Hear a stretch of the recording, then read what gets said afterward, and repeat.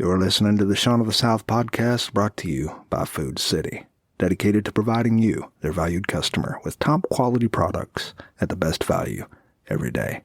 From certified Angus beef to locally grown produce and in-store made baked goods, nobody does food like Food City.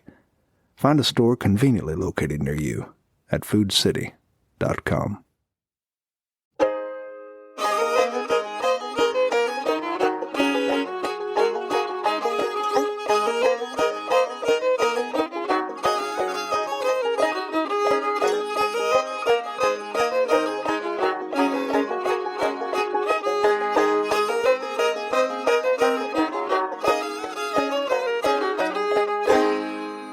I dedicate this podcast to all of the old people who are out there listening. If you are above the age of 55, if you're above the age of 60, I know it sucks, but according to AARP, you're old. And, you're not really old, but you're old enough. There is some good to this aging thing, by the way. I want you to know. First of all, did you know that as you age, migraines almost become non-existent? No one really knows why. Other illnesses and problems arise in your elderly years. But for some reason, one of the things that disappears is the proclivity toward migraines and hardcore headaches. So that's nice. Also, your teeth get less sensitive. The dentin in your teeth changes, so things get a whole lot less sensitive. Also, you know you're getting old when you stoop down to tie your shoelaces and you wonder what else you could do while you're down there. But I want you to remember something. I really do. You don't stop laughing when you grow old. You grow old when you stop laughing. Because by the time you're 80 years old, you have learned everything. You only have to try to remember it. But being old is a beautiful privilege, and I want to celebrate you today. If you have reached the age of your life where you are able to look back with fondness on your triumphs and the things that have just thrown you to the mud, I want you to feel proud, because I'm proud of you. You've had more birthdays than me, and birthdays are good for you. Statistics show that people who have the most birthdays live the longest. Well, you can't help getting older, but you don't have to get old. And I want you to embrace it today.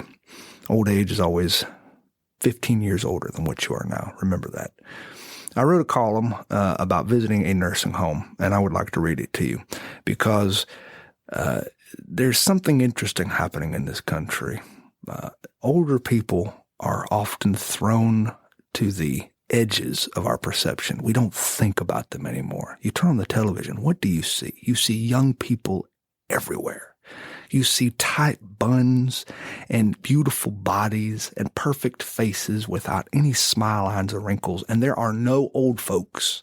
You know where you see the old folks? You see them in prescription commercials. And they're usually nice-looking quasi-fashion model old folks who are walking around talking about how they have lost their gumption, and now whatever a drug that sounds like an outer space planet is giving them the gumption to, hook up their trailer hitch again.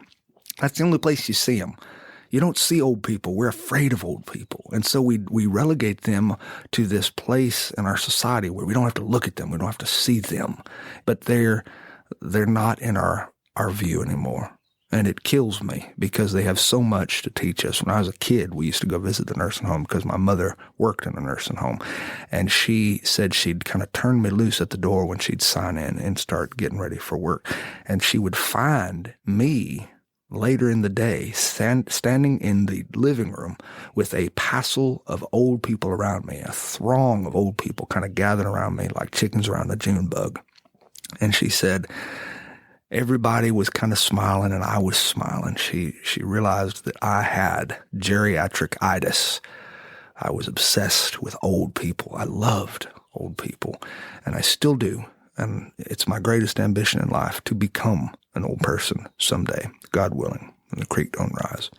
Well, I'd like to read you a column I wrote about visiting a nursing home.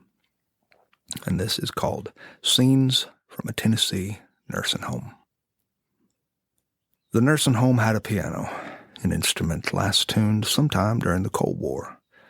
Staffers wheeled residents into a semicircle, and nurses faced the piano toward an audience of chairs, roller walkers, and oxygen canisters. A middle-aged guy sat at the piano, a middle-aged guy who plays by ear. He can't read music because as a kid he was too obsessed with girls to practice hot-cross buns under the weight of Miss Downing's glaringly sinister eyes. "Have you practiced your music?" Miss Downing might say, and the boy would try very hard to remember what his first and middle name was. "Any requests?" the middle-aged man asked the group of elderly people. And the elderly people did not move. Nobody spoke. They all stared into abysmal nothingness, and one lady, for no reason at all, shouted, "Help! Help!" One of the nurses looked at the middle-aged man behind the piano and said, "They really like the old hymns." Hymns. Well, piano guy has been playing in church since boyhood. He knows the hymns. So he played one. And when the first melodic phrase of Old Rugged Cross began, the room erupted to life. Surprisingly, the voices were not old. Neither were they dried and crackly. They were young and strong, and the people in this place knew every word. The next tune was Victory in Jesus, and the room sounded like it was going to come apart at the joists. They knew every stanza. A few of the ladies were even clapping in rhythm on 2 and 4. "Those ladies are Pentecostal," explained one elderly woman, using the same tone you might use to describe someone as an Amway salesperson. The next hymns were Because He Lives, Will the Circle Be Unbroken, Leaning on the Everlasting Arms, and How Great Thou Art. And when they sang I'll Fly Away, the entire room sounded like it just might do that. One man sat slumped in his chair, but his voice was so robust, so pure, that the pianist could feel his dental fillings vibrating. "That man was a Church of Christ song leader," explained one elderly woman. "We call him the singer because whenever you walk past his room, you can just hear him singing." The concert ended at 4:30 p.m. exactly because it was supper time. Chairs wheeled away and residents tottered toward the dining room. A little elderly woman shuffled toward a nurse and said, "You remind me of my daughter." The nurse said, "Oh, that's sweet." And the old woman said, Do you know where my daughter is?" "No, ma'am." Are you my daughter?" "No, ma'am, I'm not." Are you sure you're not my daughter?" "Ma'am, I'm sure." "Well, my daughter's supposed to visit me, but I think she keeps forgetting." "Oh, I'm sorry, ma'am." "It's okay. My daughter gets so busy. She's got a very busy life." Are you sure you're not my daughter?" "Yes, ma'am, I'm sure." And then the old woman hugged the nurse, without warning, without preamble. Her bony arms looked so frail, and she closed her eyes, and she just cried. And the old woman said, "Oh, I love you, Charlotte. God knows I love you so much, sweetie."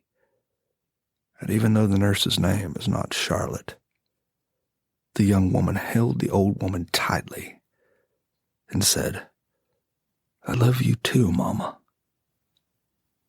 God bless our elders.